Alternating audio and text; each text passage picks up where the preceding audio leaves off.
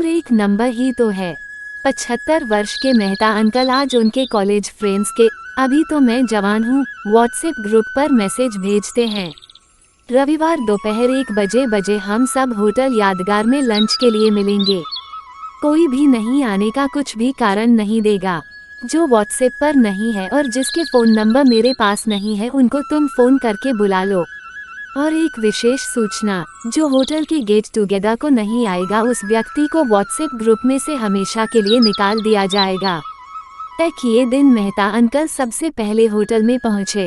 धीरे धीरे करके सब दोस्त आने लगे। 1:30 बजे तक सब लोग होटल पर पहुंच गए। आज तक सब व्हाट्सएप पर ही एक दूसरे से मिलते थे। इतने वर्षों बाद एक दूसरे को सामने साक्षात देखकर सब बहुत खुश हुए। कितनी बातें करूं और कितनी नहीं, ऐसे सबको हो रहा था।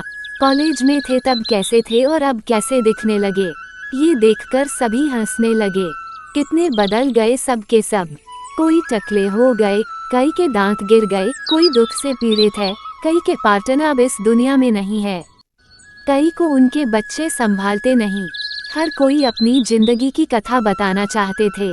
मेहता अंकल सबकी बातें मन लगाकर सुन रहे थे। उतने में वेटर खाने का ऑर्डर लेने आता है।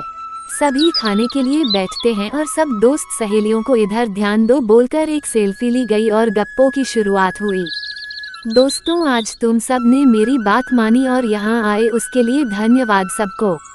आज इतने सालों बाद हम सबको मिलने का, एक साथ बातचीत करने का योग हुआ, इससे ज्यादा आनंद को बात कोई हो ही नहीं सकती। कोई तो कॉलेज में थे वैसे ही है और कोई जिंदगी के धक्के खा खाकर थोड़ा बहुत प्रमाण में मुरझा गए हैं। पर जिंदगी के कई संकटों और उतार चढ़ावों को मात देकर हम सब यहाँ तक पहुँचे हैं। तो मेरे मन में ख्याल आया कि आज जैसे हम यहाँ इकट्ठा हुए हैं वैसे ही अभी हम अपने ग्रुप की एक ट्रिप निकाले, बीच पर घूमने जाए। मेहता अंकल के बीच पर घूमने जाए ये शब्द सुनते ही खान चाचा और मात्रे आंटी हमें चलेगा बोलकर झट से तैयार हो गए। उनकी हाँ सुनकर पटेल आंटी जोर से चिल्लाती हैं, चलेगा क्या चलेगा, आप अभी भी जवान ही हो ऐसा लगता है क्या। पटेल आंटी की बात सुनने के बाद तभी तुरंत फर्नांडिस आंटी ने कहा, देखो ना चले सब बूढ़े बीच पर घूमने, यहाँ ठीक से चला भी नहीं जाता, यहाँ होटल तक जैसे तैसे आ गए यही बड़ी बात है। पटेल आंटी और फर्नांडिस आंटी का बोलना सुनकर सभी के चेहरे लटक गए। वो सब देखकर तभी मेहता अंकल बोले, मैं कहाँ बोल रहा हूँ कि खेलने कूदने के लिए जाए।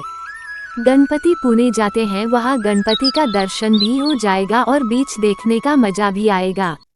जिसे जो चाहे वैसे वह एंजॉय कर सकता है। ये सुनकर सिंह अंकल बोले, पर इस उम्र में समंदर का मजा ही क्यों चाहिए। अति उत्साह में अगर पैर फिसल गया पानी में गिरे तो उससे क्या फायदा होगा। सिंह अंकल की ऐसी बातें सुनकर मेहता अंकल चीड़ गए और बोले कि बार बार उम्र का गाना रट रहे हो। हम सभी को भगवान की कृपा से इतनी जिंदगी जीने मिली है तो वह जिंदगी खुशी से जीना चाहिए ना। हमारा ही दोस्त रावल याद है आप सबको, हमेशा आनंद से हंसते जिंदगी जीने वाला, लेकिन एक कार एक्सीडेंट से उसकी मौत हो गई और वह हमें छोड़कर चला गया। वह शर्मा याद है उसे, और खूब जिंदगी जीने की इच्छा थी, पर कैंसर के रोग से वह भी बच ना सकी। हमारे बराबर के ही कई लोग थे जिनको खूब इच्छा थी जीने की, पर नसीब ने उनका साथ नहीं दिया। हम सबको नसीब का साथ मिला है, भगवान की कृपा से हमारे शरीर के हिस्से अच्छे चल रहे हैं। थोड़ा बहुत प्रॉब्लम सभी को है, मैं नहीं कहता नहीं बोलकर भी हमेशा प्रॉब्लम्स का विचार करके रोकर ही जिंदगी जीनी ही क्या। समय है, चांस है, तब तक हर एक आने वाला क्षण का आनंद लेने के लिए क्या हरकत है। ध्यान में रखना दोस्त, उम्र यह सिर्फ एक आंकड़ा है और वह शरीर की उम्र मापने के लिए है, पर मन से खुश रहने का प्रयास हम पक्का कर सकते हैं ना। और जैसे ही मन प्रसन्न होने लगा कि शरीर अपने आप स्वस्थ रहने लगता है। तो मेरे सभी जवान दोस्त और सहेलियों, ये पूरे सप्ताह में तुम खुद ही खुद को गुलाब दो, खुद को ही चॉकलेट दो, गिफ्ट दो। अभी मैं हमेशा खुश रहने का प्रयास करूँगा या करूँगी, ऐसे खुद को ही प्रॉमिस करो। खुद को आईने में देखकर खुशी से गले लगाओ, नज़र उतारो और वैलेंटाइन डे के दिन मस्त गणपति पुणे के ट्रिप पर जाने के लिए रेडी रहो। फिर देखो आप सबको डराने वाली यह उम्र कहाँ से कहाँ भाग जाएगी। और नए तरीके से जिंदगी जीने की शुरुआत करेंगे।